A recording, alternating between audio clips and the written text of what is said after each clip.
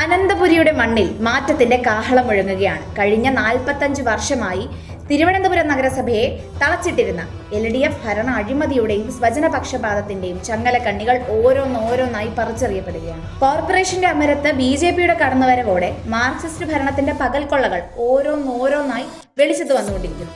Smart city പദ്ധതിയുടെ ഭാഗമായി നഗരത്തിന് ലഭിച്ച 113 ഇലക്ട്രിക് ബസ്സുകൾ അവയുടെ നഗരവാസികൾക്ക് മെച്ചപ്പെട്ട യാത്രാ സൗകര്യങ്ങൾ ഒരുക്കേണ്ടെന്ന ഈ ബസ്സുകളെ രാഷ്ട്രീയ സമ്മർദ്ദങ്ങൾക്ക് വഴിതിരിച്ചുവിട്ടത് ആർക്കു വേണ്ടിയാണ്? നഗരത്തിന്റെ വികസനത്തിന് ലഭിക്കേണ്ടുന്ന ഫണ്ടും സൗകര്യങ്ങളും അധികാരത്തിന്റെ പിൻബലത്തിൽ CPM അട്ടിമറിച്ചു. അഴിമതി കഥകൾ അവിടെയും തീരുന്നില്ല. നഗരസഭയുടെ ഉടമസ്ഥതയിലുള്ള കെട്ടിടങ്ങൾ തുച്ഛമായ വാടകയ്ക്ക് സ്വന്തക്കാർക്കും പാർട്ടിക്കാർക്കും തീരെഴുതി കൊടുക്കുന്ന ഞെട്ടിക്കുന്ന വിവരങ്ങളാണ് ഇപ്പോൾ പുറത്തു വന്നുകൊണ്ടിരിക്കുന്നത്. 20,000 രൂപയോളം വാടക ലഭിക്കേണ്ടുന്ന കെട്ടിടങ്ങൾ വെറും 823 രൂപയ്ക്ക്. കോർപ്പറേഷന്റെ വരുമാനത്തിൽ കൈയിട്ട് വാരുന്ന ഈ വാടക കൊള്ള വർഷങ്ങളായി തുടർന്നു വരുന്ന ഒന്നാണ്. ഈ അഴിമതിയുടെ കുരുക്കിനി മുറുകും. CPM ഭരണം നഗരത്തെ കൊള്ളയടിച്ച കാലം അവസാനിക്കുകയാണ്. ഓരോ ഫയലുകളും ഓരോ ഇടപാടുകളും ഇന്ന് ജനകീയ പരിശോധനയ്ക്ക് വിധേയമാകുന്നു.